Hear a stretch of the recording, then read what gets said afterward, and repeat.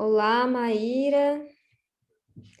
Gratidão por estar aqui com a gente na Semana do Jasminas, oferecendo todo o seu conhecimento sobre a temática de raça e gênero, para a gente poder ter uma conversa produtiva, para a gente poder saber tudo que você tem para trazer para a gente. Gratidão infinita. Pode se apresentar. Tá joia. Primeiro eu quero agradecer a todas da Casa Jasmina, que é um projeto muito bonito, muito potente. Agradecer essa confiança também de me colocar aqui nesse espaço que é de vocês. E agora eu vou dar início à minha apresentação, então. Eu sou Maíra de Deus Brito, eu sou jornalista, eu sou doutoranda em Direitos Humanos e Cidadania, também sou professora, agora eu sou professora de Direitos Humanos, olha que coisa chique. E, enfim, eu atuo em várias frentes, eu jogo nas ONGs, eu trabalho como assessora de imprensa, como produtora cultural, eu faço de tudo um pouco. E hoje, a convite da Nambir, eu decidi falar um pouquinho sobre esse lugar da mulher negra, né?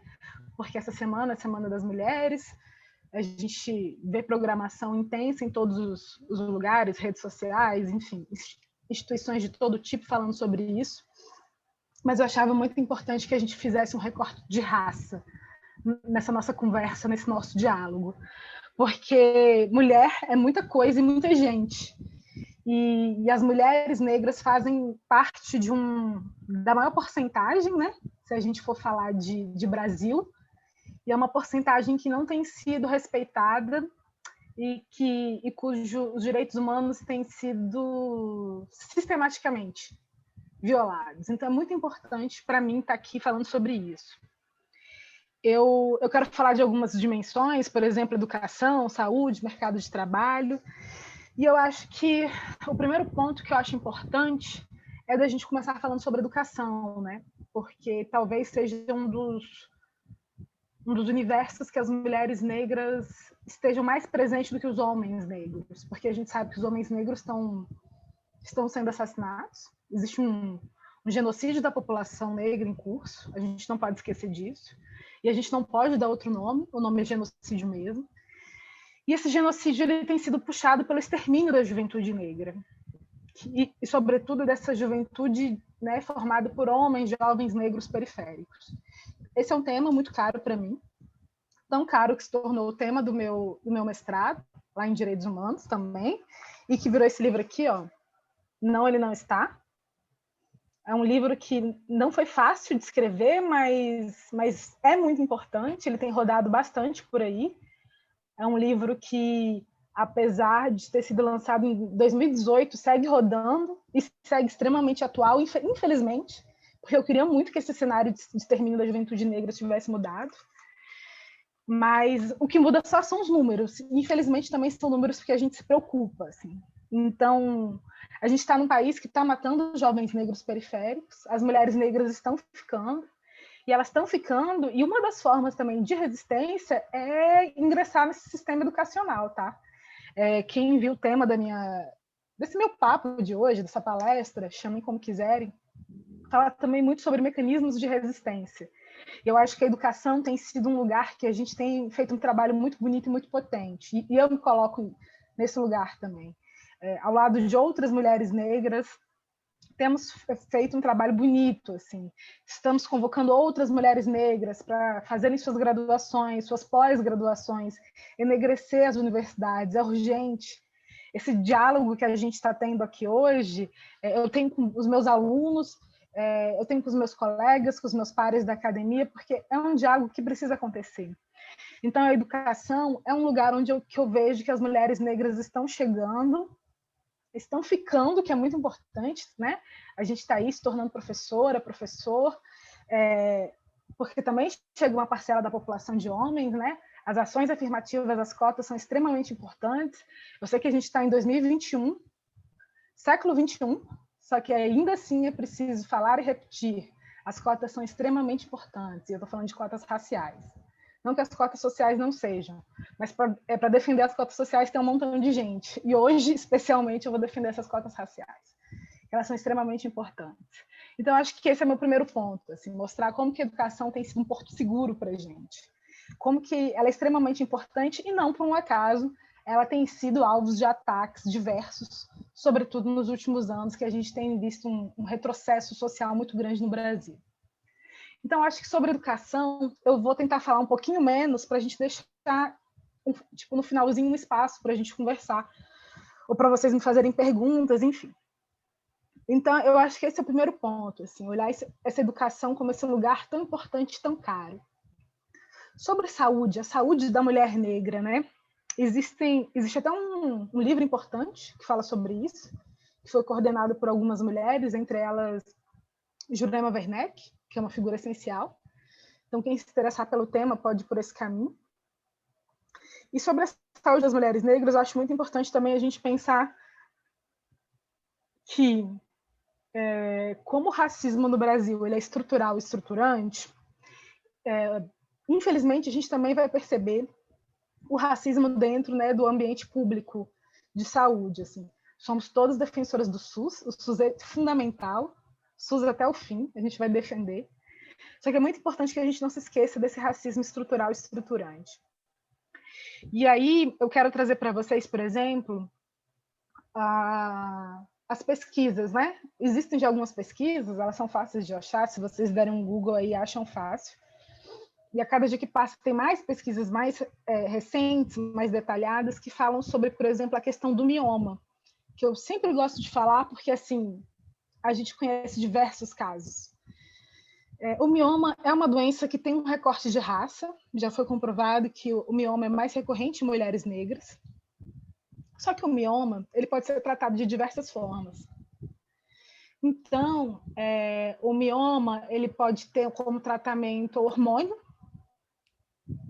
pode ter como tratamento a retirada do mioma, nas últimas das hipóteses, na pior dos casos, a retirada do útero.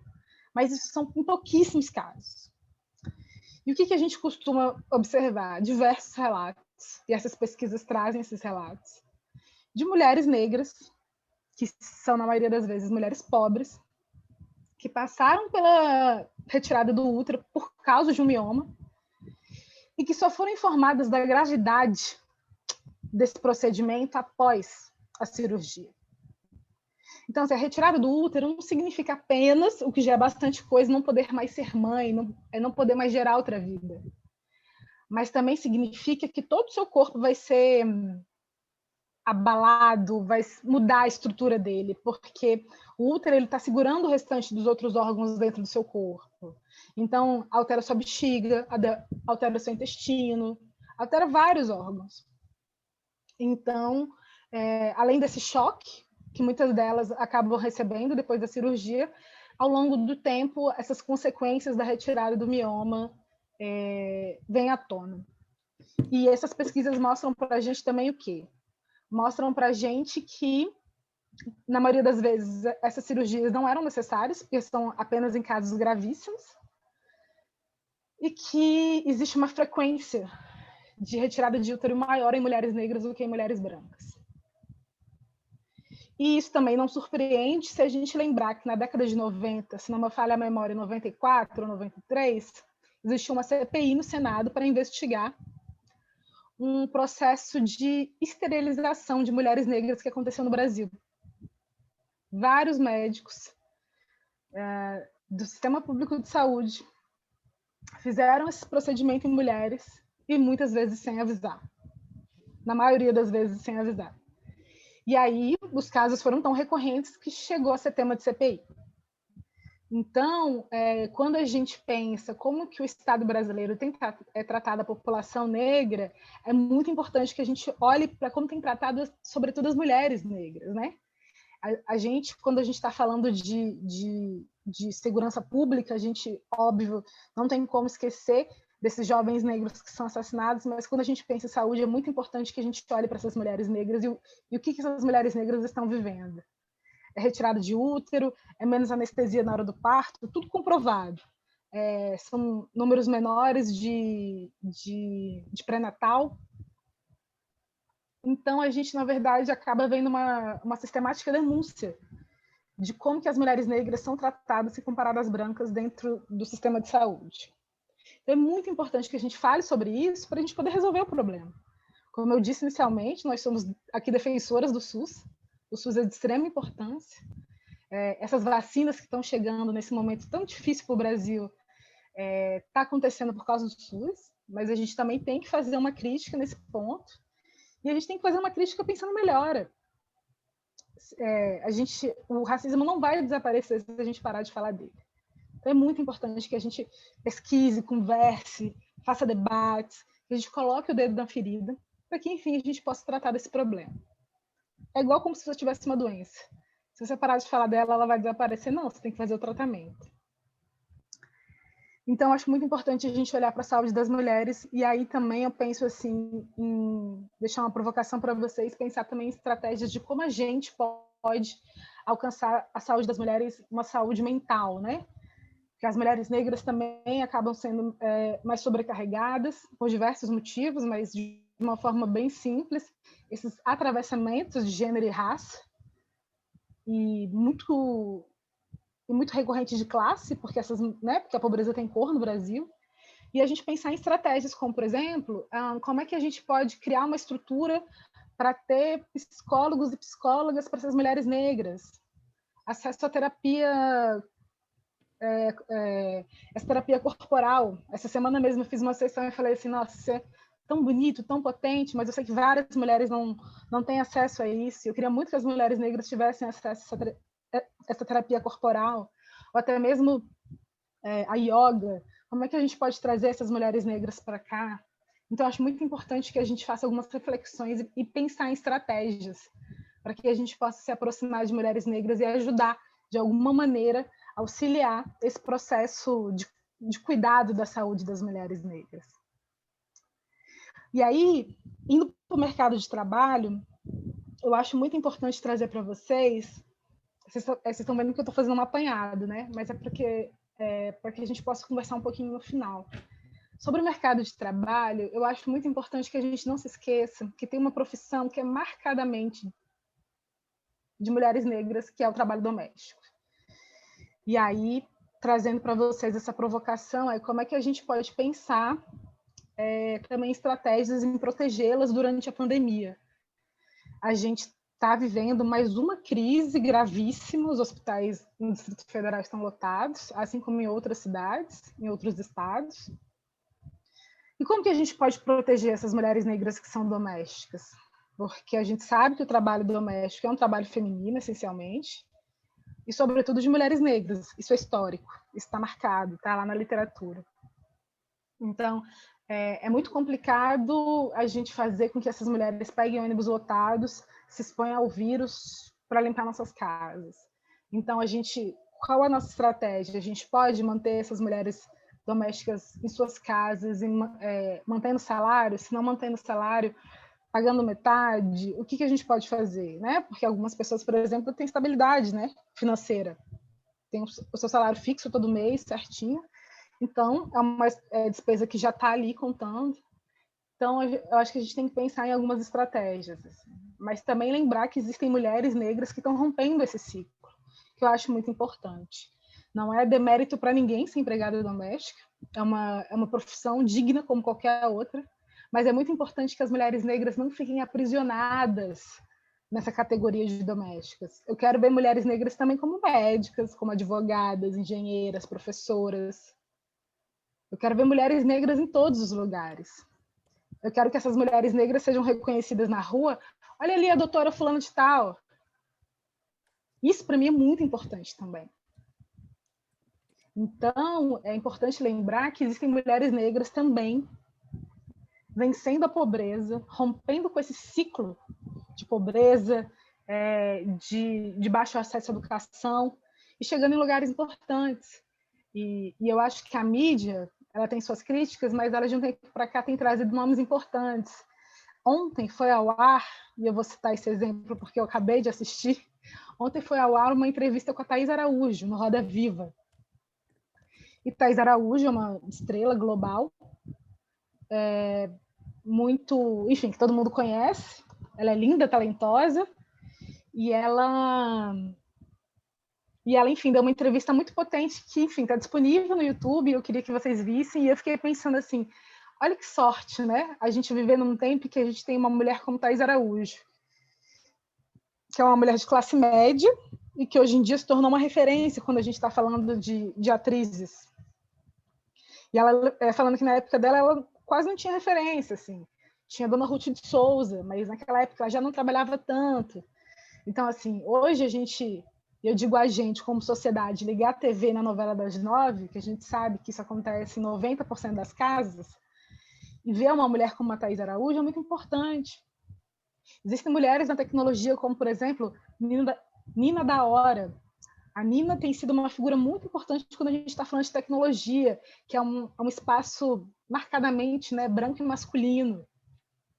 Conhecer Nina, conhecer os projetos que ela está envolvida, tem sido também muito inspirador para a gente pensar, olha, existem outros caminhos.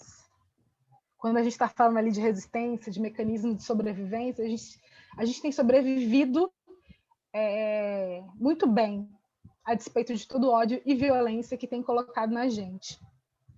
E aí, quando eu falo isso, eu penso muito também na questão dos afetos. Existe uma polêmica que rola, sobretudo no Dia da Mulher, que existe uma parcela, e eu não digo todas porque as pessoas não são iguais, né? Não é só porque são mulheres negras que vão compactuar com o mesmo discurso, é muito importante isso, deixar isso bem frisado, bem óbvio, porque a gente também percebeu isso nos últimos tempos, e eu vou trazer Big Brother para a conversa. De repente, todo mundo crucificou a Carol Conká, que teve atitudes realmente muito complexas e muito polêmicas dentro do programa, e que, enfim, como o racismo não tira férias, ela foi massacrada e despertou um debate muito importante. E um deles é, nem todos os negros, nem todas as negras são iguais. Não é porque a gente é negra que vai compactuar com o mesmo discurso. E essa coisa de botar todo mundo no mesmo balaio é típico da branquitude. A branquitude que gosta de fazer isso com a gente, né? Ah, não, porque é tudo preto, então, tá vendo? Isso é uma das formas de racismo mais cruéis que tem. Colocar a gente no mesmo balaio e silenciar a gente e ponto final. Então, assim, lembrando, né, que nem todas as mulheres negras têm esse discurso, mas eu acho esse discurso extremamente interessante porque ele é provocador. No dia 8 de março, muitas mulheres negras falam, me dê sim flores. Porque nós, mulheres negras, não recebemos flores. Nós, mulheres negras, estamos sempre, sempre e sempre no último lugar da escala de afetos. E enquanto mais escura é a pele, menos afeto essa mulher negra recebe. E a gente fala isso empiricamente. Existem, obviamente, algumas pesquisas, dissertações, teses que vão dissertar sobre esse afeto da mulher negra, a solidão da mulher negra. Existem números que comprovam uma coisa chamada celibato definitivo. Se vocês abrirem a pesquisa do IBGE, digitar agora no Google assim, ó, celibato definitivo IBGE, vocês vão ver notícias sobre. E as mulheres que lideram esse celibato definitivo são mulheres negras. São mulheres que chegam numa determinada faixa etária, eu acho que 60 anos, e que sabem que não vão mais se casar, e aí o IBGE coloca como celibato definitivo. E se a gente olha toda essa trajetória dessas mulheres, ou é uma trajetória marcada por ausências ou por violências. Porque, como eu disse para vocês, nessa escala de afeto, sobra muito pouco, quase nada para a gente. Então, dia 8 de março, para a gente, é importante sim que a gente ganhe flores. Mas, claro, sobretudo respeito, sobretudo essa noção importantíssima, né? Que é essa noção de igualdade, que a gente não está no pé de igualdade com ninguém, a gente está num outro lugar totalmente diferente da mulher branca, a gente está num lugar diferente do homem negro, e aí também, enfim, a gente poderia ficar horas discorrendo sobre isso, né? Tensionando por que os homens negros estão casando com mulheres brancas, mas os homens brancos não estão casando com mulheres negras. A gente podia ficar horas só falando sobre isso, mas não é o caso. Mas eu achava muito importante trazer essa provocação para vocês. A gente quer respeito, quer igualdade, a gente quer educação de qualidade, a gente quer uma saúde de qualidade, a gente quer uma saúde que respeite os nossos corpos e as nossas individualidades.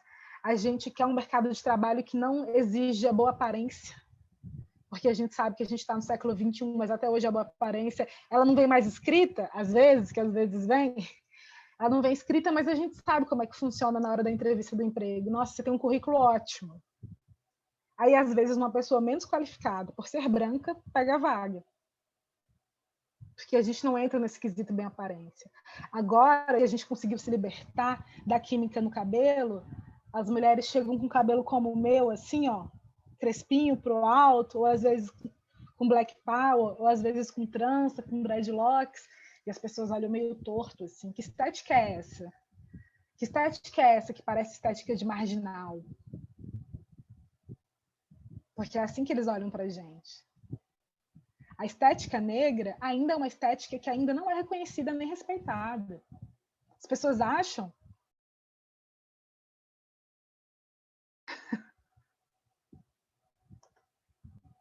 Voltei. As pessoas acham que a nossa estética é só uma provocação, um desleixo, uma falta de cuidado. E não é isso. A nossa estética é a nossa estética. Isso aqui é o meu cabelo. E aí quem consegue ver, tipo, as pontinhas estão meio loiras, que eu andei fazendo umas loucuras aqui. E eu posso pintar meu cabelo de loiro? Posso. Eu posso fazer trança? Posso. Eu posso até alisar ele se eu quiser, porque eu sou uma mulher livre, meu corpo é livre. Mas eu decidi não passar mais química no meu cabelo porque eu não quero mais que o meu corpo converse com uma estética que foi imposta por tanto tempo para pessoas que nem eu. Mas é uma decisão, inclusive uma decisão política. Na verdade, eu acho que um corpo negro que fala incomoda muita gente, e um corpo negro que fala, que tem esse letramento racial crítico, incomoda muito mais. E aí, quando a gente pensa, né, nesses mecanismos de sobrevivência, eu acho que quando eu encontro, por exemplo, um grupo de mulheres negras que estão trocando dicas de cabelo, que pode parecer nada, mas para a gente é super importante. Hoje mesmo eu estava perguntando sobre shampoo e condicionador em barra, que para muita gente pode ser o máximo, uma coisa super simples, mas assim, eu olho para aquilo e falo, meu Deus, vai acabar com o meu cabelo.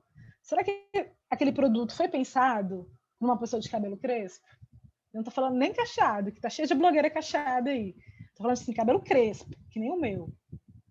Então, quando eu encontro, por exemplo, um grupo de mulheres conversando sobre cabelo e qual é o melhor creme, o que pode usar, o que não é bom, porque quebra, porque resseca, isso é uma forma, é um mecanismo de sobrevivência.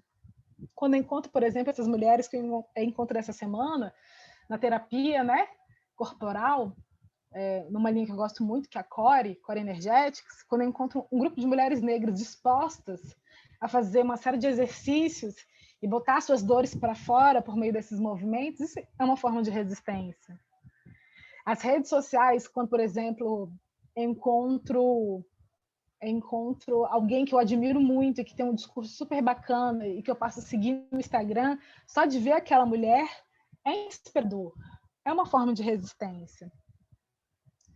Dentro da universidade, ter as minhas amigas, ter as minhas companheiras, que às vezes pesquisam temas totalmente diferentes do meu, mas só de saber que ali, na academia, os meus pares também podem ser mulheres negras, é uma forma de resistência, me inspira. E aí, eu também coloco como forma de resistência e de sobrevivência uma retomada que tem acontecido bastante, óbvio que isso não é regra, toda pessoa negra precisa ser da Umbanda, toda pessoa negra precisa ser do Candomblé, óbvio que não. Não existe uma fórmula, né? Porque para ser negro você tem que ter essa etiqueta aqui do Candomblé, senão você não é tão negro assim. Óbvio que não. Mas a gente percebe que muitas pessoas negras, sobretudo mulheres, estão deixando seus preconceitos de lado, porque a gente cresce num mundo em que Exu é demonizado, e tudo que envolve Umbanda, Candomblé, entre outras religiões de matriz africana, por exemplo, a Jurema, no Rio Grande do Sul, Batuque, essas religiões acabaram sendo colocadas num lugar de medo, de repulsa, e a gente não pode entrar nesse lugar, né? A gente tem que respeitar tudo. Ah, não, eu sou ateu, eu sou ateia, tá tudo certo. Mas a gente tem que respeitar tudo, e que respeito é bom e todo mundo gosta. Mas eu percebo também que existe um movimento de mulheres negras, para o candomblé e para a Umbanda. Então, assim, eu acho também que é um mecanismo de sobrevivência e de resistência. Olhar para um orixá e ver que o orixá tem a mesma cor que você. Olhar para um orixá e me ver em Oxum. Isso é muito potente, isso é muito bonito. Entender outras formas de ver o mundo. Porque, por exemplo, no mundo iorubá, as pessoas elas acabam reproduzindo alguns estereótipos, né? E, por exemplo, Oxum, todo mundo, a deusa do amor, a deusa da beleza, como se Oxum fosse só isso, né? E quando você entra nesse mundo, você aprende uma coisa que eu achei muito bacana ter aprendido. Oxum gosta da beleza, mas ela gosta mesmo da verdade, porque a verdade ela é bela. Então, essa outra forma de ver o mundo, esses outros mecanismos, essa outra epistemologia, para falar de forma bem acadêmica, ela também fortalece muito essa ideia de ser negro, de ser negra. E eu tenho observado isso, assim, esse olhar ocidental que a gente tem acaba colocando a gente em umas caixas que a gente não cabe mais. Então, assim, a pele negra que você tem, que você não achava bonita, agora você acha. O cabelo crespo que queria alisar a qualquer custo, agora você não alisa mais. Às vezes, o formato do seu corpo. Você não é uma mulher magra e tenta a todo custo vestir 36 e vai se violentando com dietas a todo tipo, sendo que o seu biotipo é um biotipo muito maior. Só que, de repente, você aceita esse corpo do jeito que ele é. Aceita sua celulite, suas estrias, sua gordura localizada na barriga. Isso é muito importante. Aceitar quem a gente é. E eu acho que em todos esses espaços, seja na terapia coletiva, seja nesses grupos acadêmicos, nas redes sociais, nessa manifestação de fé, onde for, são lugares que têm fortalecido a gente, que a gente tem conseguido debater e trazer questões, essas questões sobre saúde, educação, que a gente conversou, mercado de trabalho, essas questões sobre afetos, né? Quem se interessar pelo tema, é um tema polêmico, mas eu acho que ele é muito importante, muito urgente, que a gente pense no Brasil, que é falar sobre o colorismo, né? Que é isso que eu falei, sobre essa questão de enquanto mais escura a pele, mais violência a pessoa recebe. Isso é empírico, gente, é simples. Se sair eu e uma mulher negra de pele mais clara, vai ser evidente a forma diferente de tratamento que cada uma vai receber. E aí é isso, né? Como é que você percebe? A gente aprende. A gente aprende. A vida vai ensinando pra gente. E é muito louco isso, né? Porque uma vez me perguntaram, como é que você sabe que a pessoa está sendo racista? Eu falei assim, não sei. Mas eu sei que eu sou preta desde sempre. Então, desde sempre eu entendo esses mecanismos. Eu sei que a branca não está recebendo o mesmo tratamento que eu. Então, por isso que eu achava tão importante falar sobre esse lugar da mulher negra, porque o lugar da mulher negra não é o lugar da mulher indígena, que vai viver ainda outras coisas, né? Que vai ser, às vezes, colocada no lugar infantil, às vezes também vai ser hipersexualizada, porque essa mulher não, né? Não há paz. Também existe muita hipersexualização em relação às mulheres indígenas, mas é muito importante que a gente não se esqueça, quando a gente falar de mulher, que existem outras mulheres, que existem mulheres trans, que existem mulheres bis, lésbicas, e assim vai indo. Não é só uma mulher hétero, branca, não. Tem muito mais nuances. Então, é a gente parar para ouvir quais são as demandas dessas mulheres. No dia 8 de março, a gente parar para ouvir assim, o que essas mulheres que são tão diferentes de mim têm para me dizer e para me ensinar. Eu sempre faço essa provocação também, assim, que eu acho que um dos maiores desafios para a branquitude é aprender a ouvir. A gente fala, fala, fala e a branquitude não aprende ou não quer aprender. Às vezes eu fico na dúvida qual é a opção. Mas esse ensinamento que essas situações colocam na gente me ensinaram muito sobre a importância da gente ouvir outras experiências e tentar compreender que realmente o que eu vivo, o meu mundo é totalmente diferente do mundo dessa outra mulher.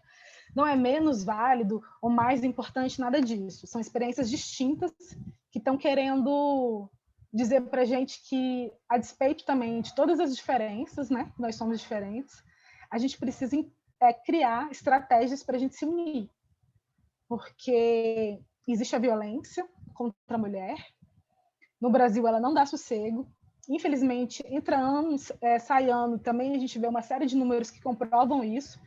Eu estou falando aqui, mas esses números existem. Se vocês derem um Google aí agora no Atlas da Violência, vocês vão ver isso. Tem até um cardzinho que eles fizeram para facilitar com os números.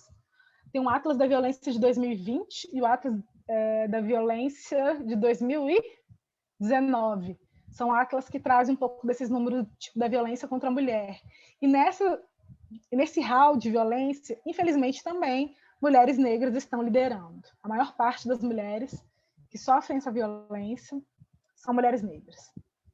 Então é isso, a gente tem que pensar em estratégias para a gente frear esses números trágicos, para a gente frear esse cenário tão desolador quando a gente está pensando em mulheres no Brasil, e não esquecer que a gente tem feito uma série de estratégias que tem dado muito certo e que a gente não pode perder a esperança, né? A despeito de todo o caos que está a política e a economia brasileira, a despeito do coronavírus, a despeito de tudo que está aí, sobretudo nesse momento que a gente está vivendo aqui, março de 2021, a gente não pode perder essa noção de futuro. Eu tenho conversado muito com as pessoas sobre isso. Assim, há futuro, a gente não pode esquecer disso. E que no futuro as coisas vão ser bem melhores. A gente vai chegar bem melhor. A gente vai chegar menos egoísta, a gente vai chegar dando mais valor ao abraço. Quantas vezes a gente deixou de abraçar alguém, né? E hoje em dia a gente só quer abraçar os nossos amigos, amigas, familiares. Então é isso, assim. Eu acho que já falei bastante, já falei quase 40 minutos. Então eu vou agora agradecer mais uma vez por esse espaço e abrir para quem, enfim, tiver perguntas para a gente conseguir fazer alguma troca agora no final. Obrigada. Queria agradecer muito, muito, muito a participação da Maíra. Acompanho seu trabalho há alguns anos, sou uma fã, uma admiradora. Eu queria perguntar para você como que a saúde, tanto holística quanto a saúde mais ocidental, mais institucional, poderia se abrir para acolher essas outras epistemologias, assim, né? Que não sejam, que não venham desse lugar colonizado já, né? Assim, como que seria essa abertura, assim? Porque você falou sobre o racismo institucional que as mulheres negras sobrevivem, né? Dentro dos hospitais, a questão da esterilização compulsória, da violência no parto, enfim, de uma série de violências ao corpo da mulher negra dentro desses ambientes. E depois você falou sobre essas epistemologias que vêm do Yorubá, né, que vêm, enfim, da raiz mesmo, né, do povo negro. E aí eu fiquei pensando assim, como que essas instituições poderiam abrir espaço para construir as mulheres negras como sujeitos, né? Assim, como pessoas que têm uma proposta mesmo de projeto para a saúde, sabe? Tipo, como que a gente pode melhorar nesse sentido, assim, de construção de projetos, sabe? Projeto para que acolha, assim, essa subjetividade das mulheres negras. Enfim, não sei se foi uma pergunta muito longa, mas aí pode falar. Não, foi ótimo. Eu trago muito essa minha experiência iorubá, porque eu venho desse lugar do Iorubá, mas existem outros povos, né? Por exemplo, os bantos, enfim. A gente, ainda bem, tem uma vasta gama dessas raízes, né? Afro-brasileiras, assim, ainda muito fortes aqui, sobretudo nos terreiros de candomblé. A gente poderia dizer que é muito sonho acreditar, por exemplo, que a saúde, esse ambiente da saúde tradicional vai olhar para mulheres como benzendeiras ou parteiras como sujeitos de conhecimento. Mas, na verdade, não é tão impossível assim. E aí que você falando, eu lembrei de uma... Que pena que essa pandemia chegou e bagunçou tudo, mas tomara que seja retomado. Ali no postinho do final da Zona Norte, no postinho do final da Asa Norte, tinha uma benzedeira que benzia um monte de gente que chegava lá. E fazia parte da estrutura, não era uma mulher que ficava na porta de forma aleatória, não, ela ficava lá e eu achei aquilo o máximo, quando uma vez eu li no jornal e li essa experiência. Então, vendo isso, eu acho que é possível que esses ambientes tradicionais, cuja burocracia, a ordem do dia, consiga olhar para mulheres como benzedeiras e parteiras, como sujeitos de conhecimento, como aliadas. Olha que coisa linda seria que uma mulher lá na hora do parto tivesse uma parteira. Hoje em dia tem muita gente que tem doula, mas parteira é uma coisa e doula é outra, são outras experiências. Mas a gente sabe também que parteira hoje em dia não é fácil de achar. Então, diante também dessa transformação, vamos colocar doulas, vamos fazer com que esse parto seja mais humano mesmo, seja mais carinhoso, seja mais afetuoso, seja mais respeitoso. Vamos tentar. O Brasil também chegou a liderar números horrorosos sobre cesárea, né? E o Ministério da Saúde, durante uma época, chegou a fazer uma campanha. Gente, não dá para ficar fazendo isso de cesárea, tem que ser parto normal. A OMS está aí pegando no nosso pé. E que é importante, ainda bem, né? Porque senão a coisa degringa. Mas eu acho que é possível, sim. Sabe? A gente abrir espaços de diálogo, trazer as experiências dessas mulheres. Tem um monte de mulher que está disposta a mostrar o seu conhecimento, por exemplo, parteira, e a passar para outras, porque infelizmente isso está passando, está acabando, porque, enfim, algumas coisas mudam rápido demais, e é isso, às vezes, realmente a pessoa só precisa de uma benzedeira, não precisa de um médico. Ah, tô com uma dor de cabeça. Às vezes essa dor de cabeça resolve numa reza, resolve num banho de alecrim, num banho de arruda. Quantas doenças mais complexas a gente não poderia evitar se a gente olhasse para o nosso corpo de uma forma menos ocidental? Tentar ouvir o nosso corpo. Ah, tô com dor de cabeça. Tudo bem. Eu bebi água, bebi. Eu já me alimentei e continuo com essa dor de cabeça. O que será? Às vezes é isso, você pegou um quebranto mesmo. É um olho gordo, vamos lá passar um banho de arruda. E de repente, não tem uma pessoa que depois de um banho de erva não fique bem. A pessoa chega e fica revigorada, assim, ó, com uma outra postura. E às vezes é isso, às vezes a pessoa está triste, às vezes a pessoa pode estar ali flertando com a depressão, mas ela chega para uma benzedeira, conversa, troca experiência, desabafa, e aí essa mulher consegue falar, olha, você tem que procurar um especialista, ou não. Olha, por que você não tenta, sei lá, fazer um exercício físico, caminhar todo dia, acordar mais cedinho, enfim. Às vezes também as pessoas só precisam de uma conversa, e essa benzedeira podia dar essa conversa. Então, acredito sim, acredito super. E outras estratégias. É só a gente querer, assim.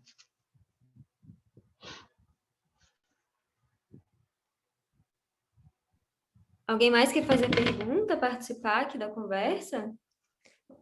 Ronan, que esteve aí tão presente. Fala aí. Aí. Acho que... Quanto tempo! Quanto Minha linda, tempo! que bom te ouvir, que bom te ver, ainda mais nesse contexto que a gente está com saudade, né? Caramba, quantas voltas o mundo deu e por onde ele nos levou, desde o jornalismo, né, Mar?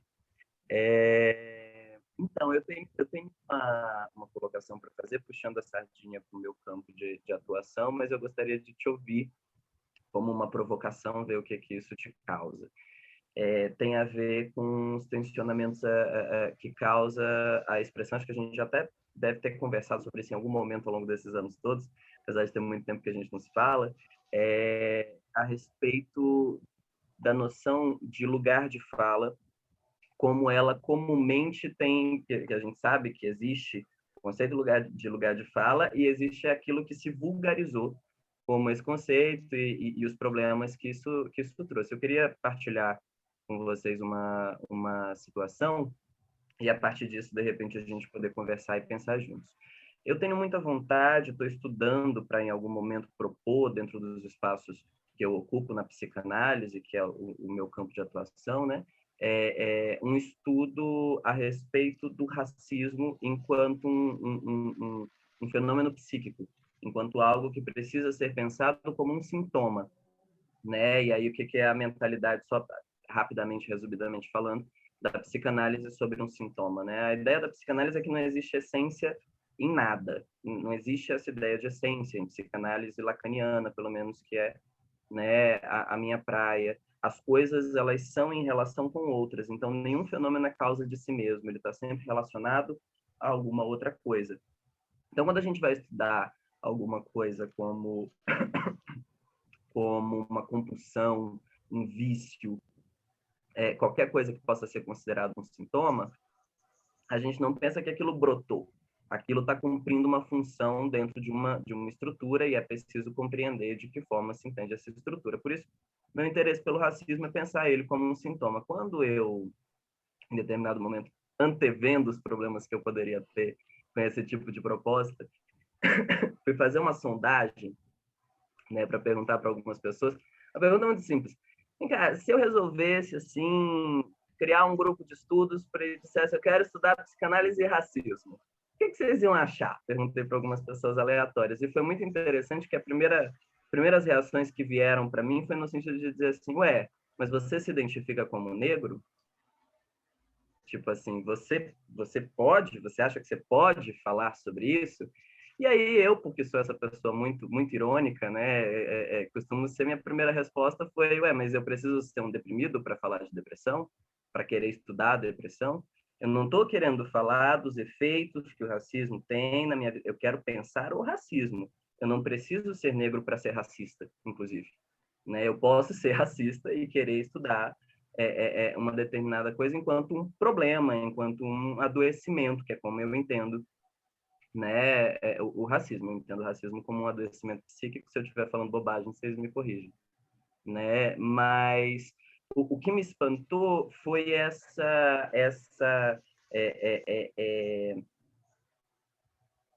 como que eu posso dizer? Essa espécie de muro que se criou a respeito de um determinado tema, de um determinado assunto que precisaria ser pautado por um interesse pessoal, entende? Isso é algo que eu quero entender melhor, até porque é algo que eu pretendo fazer e é uma briga que eu pretendo brigar se ela acontecer, né? Então, assim, eu gostaria de entender a perspectiva que você tem disso, o que você pensa. Maravilha, obrigada, Ronan, que saudade, que bom te ver. Ai, gente, tá vendo? A tecnologia tem seus prós, que é isso, a gente consegue matar a saudade, apesar desses tempos malucos aí, vendo o rostinho de vocês do outro lado da tela. Você estava falando e eu fui pensando sobre várias coisas, assim. Eu acho que a primeira coisa é o grande lance da branquitude, que agora isso também está na moda, né? Falar de branquitude. O grande lance da branquitude, mas ainda bem, porque senão, se a gente não ficar falando de branquitude, o povo não vai entender o que a gente, as nossas lutas e demandas. O grande lance da branquitude é não entender, primeiro, que é portadora de privilégios, e que um desses privilégios é não precisar falar sobre raça. Maria Aparecida Bento está falando isso para a gente. Aprendi com ela. Então, quando Maria Aparecida Bento, Cida Bento, né, que é, enfim, a tese de doutorado dela, uma tese muito fundamental para a gente pensar isso, não quer falar sobre raça porque não se vê como racializado, a gente tem um primeiro problema. Então, assim, bem, o branco, ele não se vê como racializado, o racializado é sempre o outro, o negro, o indígena, o asiático, que eles botam tudo na mesma seara, o japonês, que também é racismo, né? Botar todo mundo no mesmo lugar. E aí eu não sou racializado. E eu não sendo racializado, eu posso o quê? Me isentar desse debate de raça, ou seja, eu vou pegar esse termo no lugar de fala e jogar a responsabilidade de todo mundo para quem tem corpo racializado, e eu posso ficar aqui tranquilo na minha. E, inclusive, cometendo os mesmos erros que eu sempre cometo. Recentemente, a gente viu que uma apresentadora de TV falou um monte de besteira sobre branquitude. Aí ela passou vergonha, a internet desceu a lenha, porque nada passa em brancas nuvens no Twitter, e aí no dia seguinte ela foi lá e fez uma retratação e todo mundo bateu o palmo e disse parabéns. Isso me incomodou muito. Não é parabéns, ela não fez mais que obrigação dela. Se falou uma besteira em rede nacional, vai ter que consertar em rede nacional. E falou porque não conhecia. E falou porque está o quê? Acostumada a estar num lugar que pode ficar questionando tudo, a torta e a direita, sem conhecimento necessário. A gente só pode falar daquilo que a gente sabe. Seja realmente de conhecimentos acadêmicos, ou até mesmo tipo, das nossas dores. Eu não posso falar da dor do Ronan, não posso falar da dor da Numbi. Então, a gente tem que tomar muito cuidado com as coisas que a gente fala. E aí, a branquitude tem que parar de achar que essa história de lugar de fala é uma justificativa para não falar sobre raça, é justamente o oposto. Você pode sim, o branco, a branca pode sim, tá na luta antirracista, pode e deve, que a gente não aguenta mais. Pode e deve estar na luta antirracista, mas tem que lembrar que o protagonismo é nosso.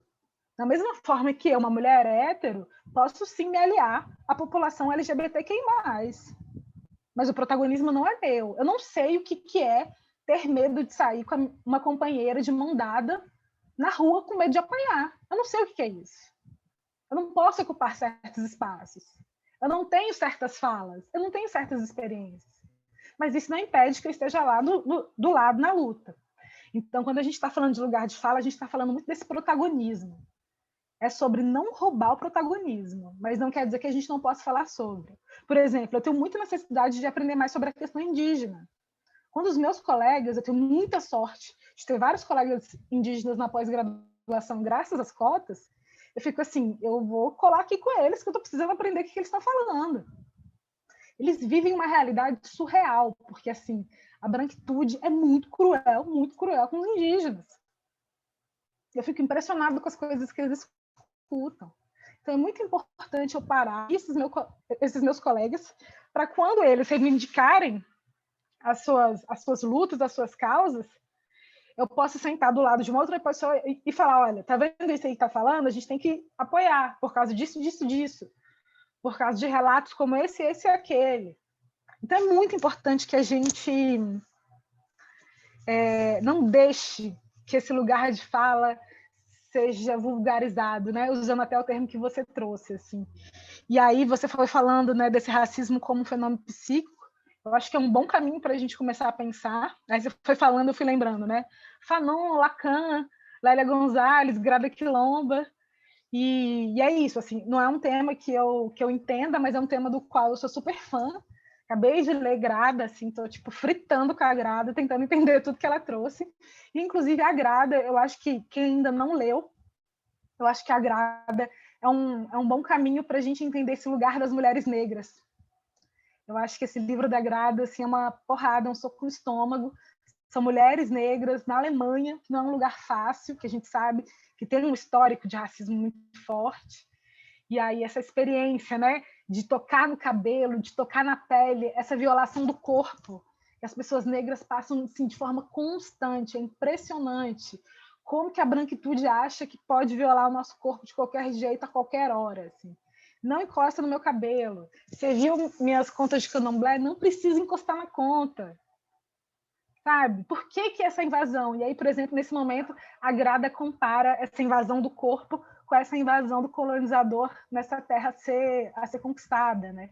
E eu acho uma relação curiosa e, enfim, me fez pensar sobre várias coisas. Mas é isso, assim. Agora, voltando para te responder, eu acho que é isso, assim. A gente não pode cair nesse golpe que eles tentaram criar para a gente, sabe? Ah, não pode falar, porque, né, eu vou me abster. Não, tem que falar assim, não aguento mais ficar falando sozinha, não. A branquitude tem que acordar. E, enfim, eu tô falando da branquitude, mas isso serve para mim também, por exemplo, se eu quiser estudar os indígenas, enfim, qualquer outro povo, porque a gente não pode ficar nas nossas bolhas, não. A gente tem que ficar falando sobre raça, sim. A raça pauta tudo que a gente faz nas nossas vidas. E eu sou até um pouco polêmica, porque eu sempre acho que a raça vem antes de tudo, assim. Você pode ser homem, mulher, você pode ser um ET, mas a raça vai vir antes, assim. A cor da sua pele, o seu nariz, o seu cabelo, ele tá vindo antes. Eu não sou uma mulher, eu sou uma negra. Quando eu chego no shopping, eu sou uma negra. Quando eu chego na universidade, eu sou uma negra. Quando eu chego no meu prédio, no centro de Brasília, eu sou uma negra. Eu não sou uma mulher. Então, eu sempre acho que raça vem antes. E por raça ser tão importante, a gente precisa conversar sobre raça. Todo mundo. É isso. Licença, eu queria até, assim, comentar, assim, que essa pressão, né, de que, sei lá, parece que só quem sofre racismo pode falar sobre racismo desse lugar de, inclusive, problematizar o racismo ou de se implicar como alguém que pratica o racismo, né? Tipo, aí, por exemplo, essa coisa do Big Brother foi super cruel, né? Que fizeram de ficar falando que elas meninas eram racistas por causa do Lucas, sei lá. Eu não acompanhei muito, tá? Sendo sincera, mas assim. é, Mas, tipo, toda essa questão que é bem cruel, porque assim, a gente fica pensando, cara, o desgaste que as pessoas negras têm que ter para ficar falando o tempo inteiro de racismo, sendo que elas podiam estar falando sobre epistemologia iorubá para construir outra proposta para o SUS, por exemplo. Ou podiam estar falando sobre coisas assim que sejam bonitas, e a gente que tá sendo racista falando sobre o nosso racismo, porque a doença é nossa, né? Tipo, então é muito injusto realmente, assim, que... Enfim, eu acho que é uma distorção, como o Ronan estava falando, né? Uma distorção essa coisa do tipo assim, se você não é uma pessoa que sofre racismo, você não pode falar sobre racismo. Eu sinto que isso é uma distorção do que as pessoas negras estão falando, assim, né? Sobre esse tema. Não acho que não é por aí, tipo, então, sei lá, os homens não podem falar sobre machismo e, tipo, os héteros não podem falar sobre, né, sobre heteronormatividade e tal, porque é muito cômodo, né, fazer isso, assim, né? Então fica todo mundo, a gente não constrói nada, a sociedade continua essas bolhas, assim, e a gente não consegue destruir essas ferramentas opressoras, né, que construíram nossa subjetividade, assim. Acho Ótimo, é isso mesmo.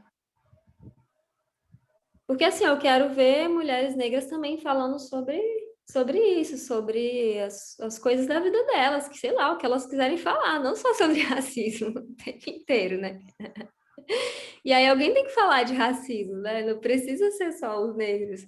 Alguém tem que falar, porque, enfim, a gente se beneficia disso, né? Tipo, não faz sentido que, Não. enfim. Eu só vou fazer uma provocação final. Você trouxe um ponto muito importante, né? Supondo que em algum momento existe uma situação em que uma pessoa negra seja racista com outra pessoa negra. Vira e mexe, isso aparece para mim. Mas fulano foi racista, mas fulano é negro. Gente, a gente não pode esquecer que o racismo é um crime perfeito. E sendo um crime perfeito, o racismo faz com que a gente se odeie. Então, quando a gente vê situações de pessoas negras sendo racistas com outras pessoas negras, é só mais uma prova de que o racismo está dando muito certo. O racismo faz com que a gente se odeie real. Quando uma mulher negra alisa o cabelo dela, porque ela não se acha bonita, lembra que aquilo que eu falei, meu corpo, minhas regras, eu faço o que eu quiser.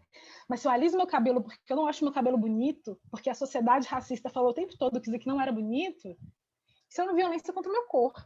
Isso é uma forma de me odiar. Quando, por exemplo, é muito comum, sobretudo nos países da Ásia, mulheres e homens também que passam creme clareador na pele para ter a pele menos escura. Isso é de uma violência absurda. Isso é mais uma prova de que o racismo é um crime perfeito e está fazendo com que a gente se odeie tanto que a gente passe produtos químicos no nosso corpo que podem ter uma reação absurda, que podem fazer a gente morrer.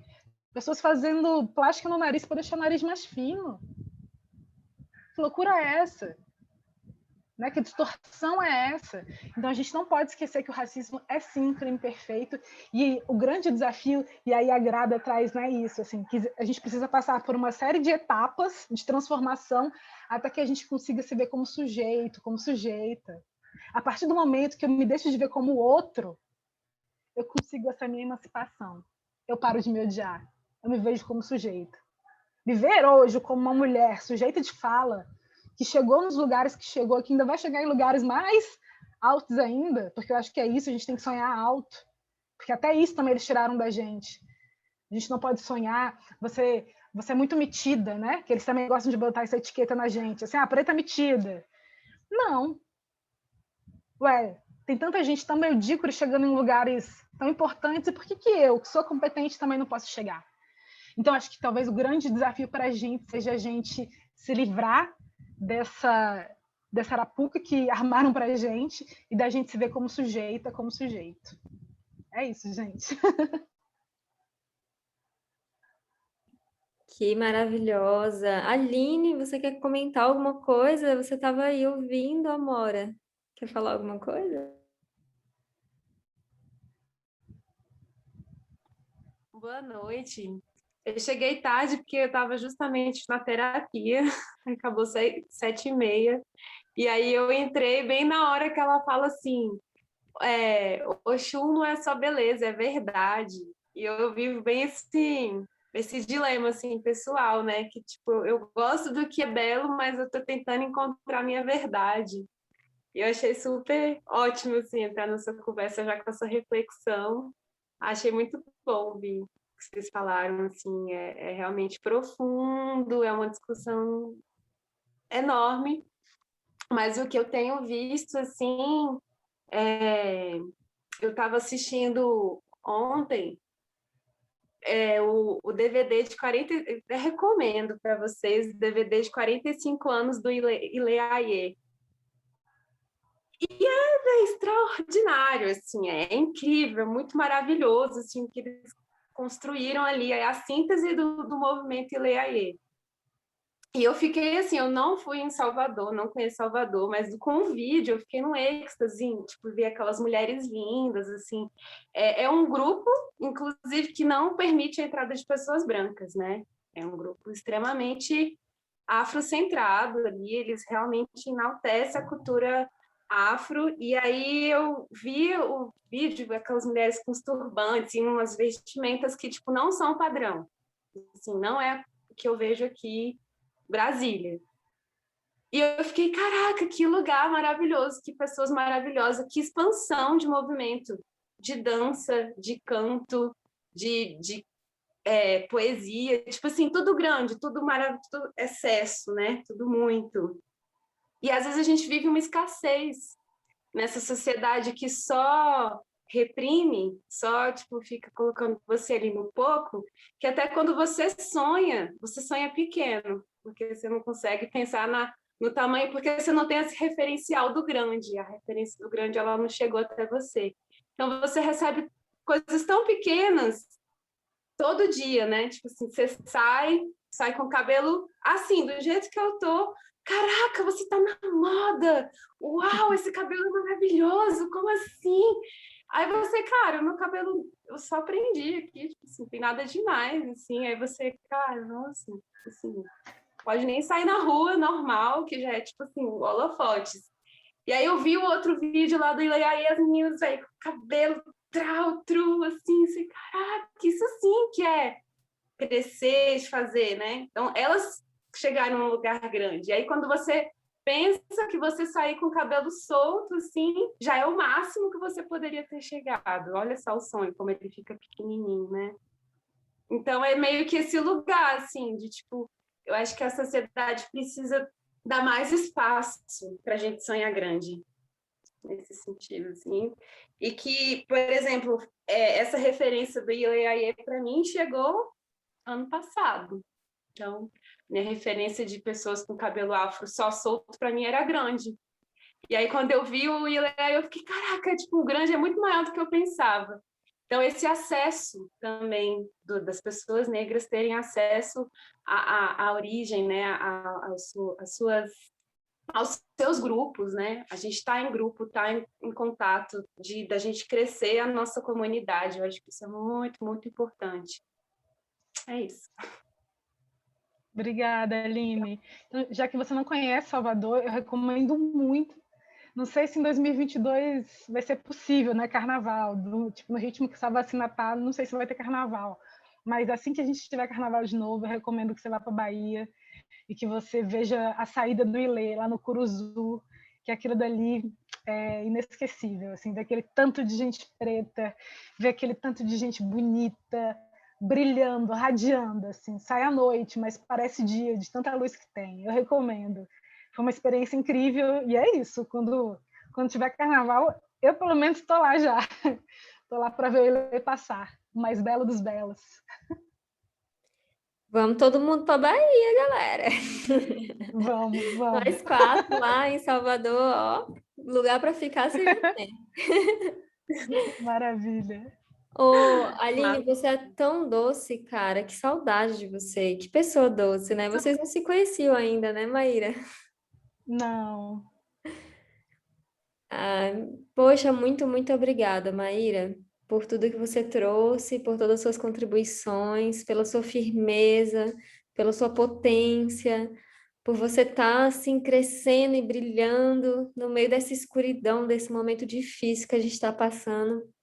Tudo que a gente precisa é da sua luz. E da luz de mulheres como você que estão aí com a cabeça para cima e. Ô, Rony, você quer falar alguma coisa, gata? A Rony também é do Jasmina, gente, e ela também é uma mulher incrível, super foda. Deixa eu ligar aqui você. Ligou? Opa, ligou? ligou. E quero agradecer, foi lindo demais. Quero falar que no Jasminas a gente tem espaço para terapias para mulheres negras, vocês são sempre muito bem-vindas, né? E é um tema de extrema importância mesmo da gente estar trazendo. Eu tenho pessoas negras, fui criada, né, por uma mulher negra e que me trouxe muita força, né? E assim, acompanhei a luta dela a vida inteira, está viva ainda, uma ancestral incrível, né? Eu tenho muito orgulho dela. Tenho um filho negro também, uma filha que é de um pai negro, mas que nasceu branca do olho azul, mas que super se identifica. Eu acho a coisa mais linda do mundo, que pode estar acontecendo o que for na casa. Se eu colocar o amarelo aqui do Emicida, ela larga tudo e senta e fica vendo, de tanto que ela se identifica. E é isso, vamos continuar na luta, né? Trazendo, levando aí a consciência para as pessoas, né?